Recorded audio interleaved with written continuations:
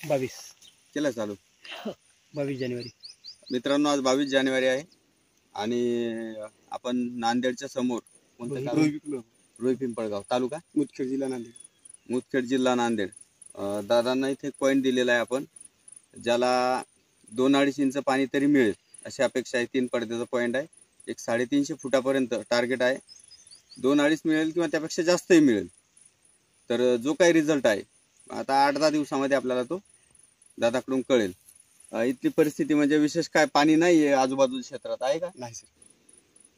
तर minimum 2.5 inch पाणी 2-2.5 inch पाणी मिळेल अशी शाश्वती माझ्या मनाला आहे या पॉईंटची।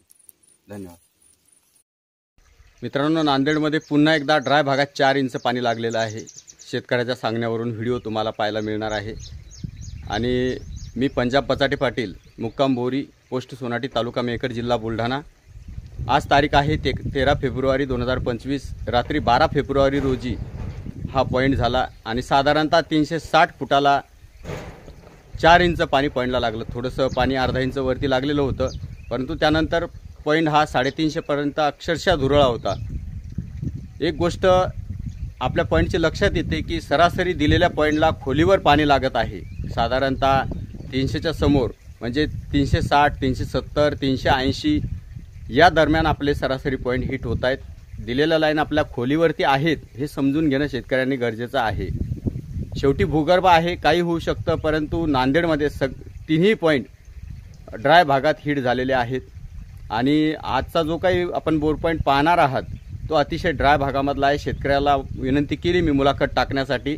शेतकऱ्याचं मत आहे 4 इंच पाणी मला लागलं आहे हाऊसफुल, परंतु शेतकऱ्यांनी तिथली काय परिस्थिती आहे, बोर घेताना नेमके बाजूची लोक काय म्हणतात, आपला निर्णय हा किती महत्त्वाचा आहे। मित्रांनो, युद्ध अर्ध्यामध्ये सोडून जी लोक पळून जातात त्या लोकांना युद्धामध्ये यश कधीच येत नाही।